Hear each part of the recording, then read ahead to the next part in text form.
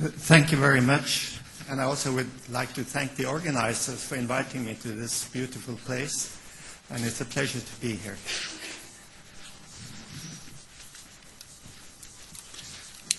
We all know that the management of patients with traumatic brain injury is very complex and difficult. And also, as you can see here, some of the methods we use are indeed rather invasive. We have intracranial pressure. And we started out in 1987 in Bern to see what TCD could bring to these problems, to aid the understanding of ICP dynamics in patients with traumatic brain injury. And to illustrate how difficult the analysis is that I'm still analyzing the data that we made in those days and finding new ways to analyze them and understand them. So that's what I'm going to talk about here today. How can we assess intracranial pressure dynamics? Then we have to answer which factors influence the ICP waveform, which factors influence the TCD waveform, and how can we assess ICP dynamics based on ABP and TCD? Well, we first tried the critical closing pressure, as you all know. This critical closing pressure is a method whereby we can assess the zero flow pressure of the cerebral circulation. There are different methods. We can use Fourier transform, which is the most accurate, probably, or data of the entire waveform, as you can see here. And we even did very long diastoles in our patients. And we found that we can assess the critical closing pressure. But what part does this critical closing pressure play in the cerebral circulation? Well, this is analyzing using the first Fourier transform. And you can see here, this is the arterial blood pressure waveform. And you have the flow velocity waveform. And from these two, you can calculate the critical closing pressure. It is higher than the ICP, as you can see here, by 10 millimeters of mercury in this patient. Now, if this same patient is hyperventilated, you can see that the critical closing pressure increases to 42 millimeters of mercury, whereas the ICP, it decreases to 10 millimeters of mercury. So quite obviously, the CCP is not a reliable indicator of the intracranial pressure. And you can see here, this has also been found by other groups, that it's more a measurement of the vascular tone of the cerebral circulation. The intracranial pressure also plays a part, but not as big a part as the intracranial, the vascular tone. Now, does that mean, is this the only way we can analyze our data? Well, there is a very important measure that has been explored by different workers of the intracranial circulation that has to do with compliance of the cranial space. As you can see here, we're speaking here about the transfer function from ABP to ICP. Normally, this is called the cerebral pressure transmission. It indicates how much of the pressure wave that we have in the ABP is transmitted to the ICP. Obviously, if a lot of this pressure is transmitted, we have a low compliance, a high elastance of the cerebral circulation, and that is theoretically not good for the patient. Now we can calculate the cerebrovascular pressure transmission like this, also using the Fourier transform. So it is the first harmonic of the intracranial pressure wave divided by the first harmonic of the arterial blood pressure wave. And the CPT, we have to think about it, is related to intracranial volume compliance and elastance. Now, elastance is just the inverse of the compliance. Well, we know that the intracranial volume is enclosed in the stiff cranium. And the pulsatile blood volume, you have to think of the blood volume as being pulsatile, will cause the pulsatile intracranial pressure, as you can see here from the patient. This is rather low intracranial pressure, but we still can see that it is pulsatile. We have, in this case, an arterial inflow like the green line here, and we do assume that we have a venous outflow like the magenta line here, and this has to be the mean of the arterial inflow. So we have a variation in the arterial volume given by this. And we would put the hypothesis. Normally we think of the critical closing pressure as being a static pressure. Let us instead assume that the critical closing pressure is a dynamic pressure, like illustrated here. If we have the ICP going like this, the CCP, critical closing pressure, would be like also by this, like this.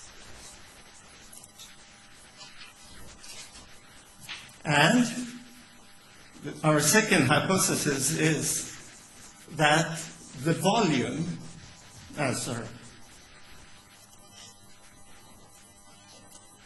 the volume here, which is the integral of the inflow minus the outflow, that is the pulsations of the dynamic variations in volume here. We assume we have a mean critical closing pressure, and we have a dynamic critical closing pressure given by the mean pressure plus the change, the dynamic component that we have here. And you can see if we have a high ICP, like we have in this situation here, we assume that we also have a high critical closing pressure, like we see up here. And you see how the arterial blood pressure waveform changes in these two situations. Now we put in a third hypothesis, and that is simply that the estimated arterial inflow, in this case given by the dotted line here, it can be modeled as the estimated arterial blood pressure minus the critical closing pressure, the estimated critical closing pressure, and multiplied by a constant. So in this respect, we have a mathematical model here, which is that the critical closing pressure is given by this equation, and the pulsatile curve of the arterial inflow is given by this equation. So we have two equations. We have three unknown parameters: the intracranial volume, elastance, the mean critical closing pressure, and the time difference between the inflow and the ABP waveform. The parameter K here we can just calculate using this equation here. So the problem now is to determine these three parameters. And this is the methodology we can be using. We have the mathematical model up here, as you see here. It's arterial blood pressure as input, and we also have the flow input, the waveform input here. And we have the estimated flow output and the critical closing pressure as outputs. Now, we compare the inflow that we can measure with the inflow we can estimate. And we will minimize this difference between the two here, minimize the root mean square estimation error, as we call it, and we put the parameters into the model. And now we can go through an iteration procedure. We start out with some values, like we have here, the 20 millimeters of mean critical closing pressure, elastance of 0.5, and a delta T of 5 milliseconds. And as you see, we have a very high error in our estimate here of 21. And then we iterate this through, This is first iteration. You see gradually the error is being reduced here. So we search for all these 3 parameters, and then we are minimizing the error, in this case here. And this is then our minimum error estimate. We have a critical closing pressure estimate of 81 millimeters of mercury, a bit higher than the ICP is measured. And we have a volume elastance estimate and a delta T estimate. Now, if we apply this to a patient with intracranial pressure waves, as you see here, where you have the blood pressure, the ICP is coming back after the plateau wave, and the T measurement as you have here. And if we analyze these data using the cerebral pressure transmission, as you see here, so these are the direct calculation of the cerebral pressure transmission. And you can see it is related in this patient very nicely to the intracranial pressure.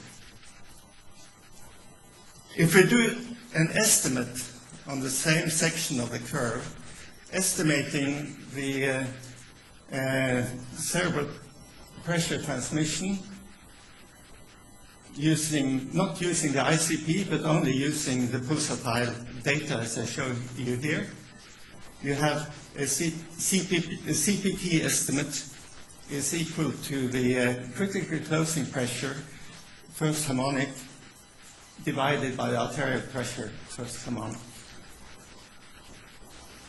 And if you do that, you come very close in this case between the real cerebral pressure transmission and the estimated cerebral pressure transmission.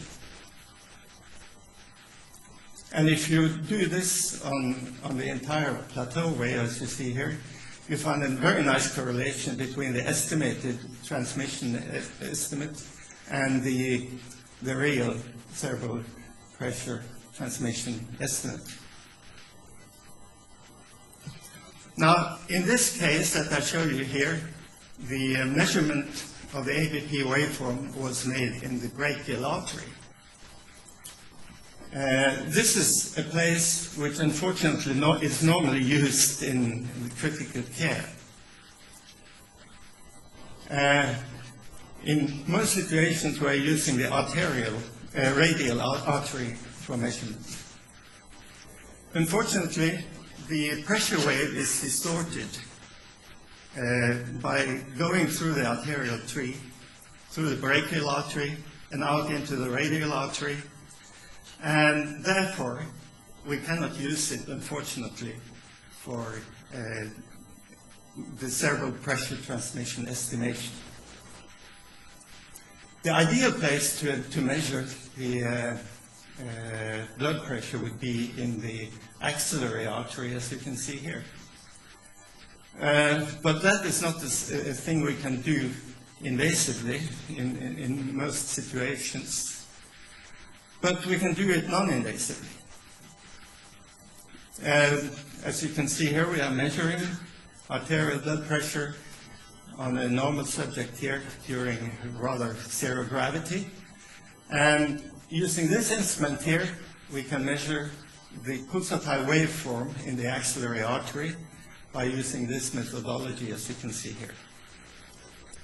We have an ultrasound transducer looking at the axillary artery.